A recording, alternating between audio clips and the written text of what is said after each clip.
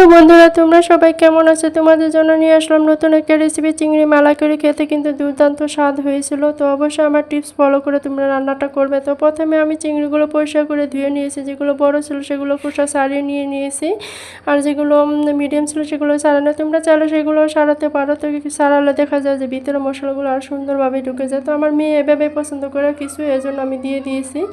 তো এইভাবে সুন্দর করে ভেজে নেব। ফ্রাই প্যানে হালকা পরিমাণ তেল দিয়ে আমি চিংড়িগুলো ভেজে নিচ্ছি, দেখতেই পারতেছো। তো যাই হোক, চিংড়িগুলো এবার আমি উঠিয়ে নিচ্ছি। ওই প্যানে আবার কিছু তেল অ্যাড করে পেঁয়াজ কুচি দিয়ে দিয়েছি। তো এর মধ্যে আমি হালকা পেঁয়াজ কুচি ভাজা হয়ে গেলে সেখানে আমি দিয়ে দিব দারচিনি, এলাচ এবং গোলমরিচ, কালো গোলমরিচ, সাদা গোলমরিচ। তো এটা দিয়ে তেজপাতা দিয়ে হালকা ভেজে নেব। তো এর মধ্যে আমি দিয়ে দিব শুকনো উপকরণগুলো। অবশ্যই তোমরা মশলাগুলো তোমার রান্নার পরিমাণ অনুযায়ী ব্যবহার করবে, বুঝে অ্যাড করবে। তো আমার এখানে অল্প পরিমাণেই ছিল, সেজন্য আমি অল্প অল্প করে ব্যবহার করেছি। আর এখানে পেস্ট দিয়ে দিয়েছি যে গরম মশলার পেস্ট এবং আদা রসুনের পেস্ট, পেঁয়াজের পেস্ট একসাথে পেস্ট করে রেখেছিলাম সেটা। আর টমেটো সস, তোমরা চাইলে গোটা টমেটো পেস্ট করে দিতে পারো।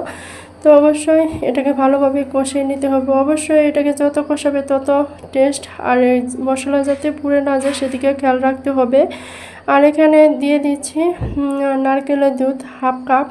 আর এখানে কষানো হয়ে গেলে এখানে আমি দিয়ে দিচ্ছি কাঁচামরিচ, ভেঙে দিচ্ছি যাতে জাস্টটা আর কি আসে। তো দিয়ে দেওয়া হয়ে গেলে এখানে অ্যাড করে দিব আমি টক মিষ্টি দই। তোমরা চাইলে টক দই ব্যবহার করতে পারো। টক দই দিলে সেখানে হালকা একটু চিনি ব্যবহার করতে হবে।